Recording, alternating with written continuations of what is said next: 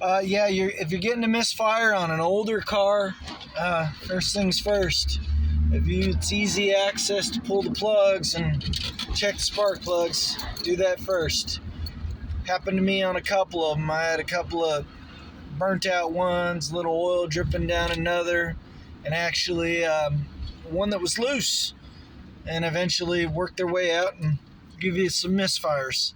So first things first, and then go move up the chain of command from there.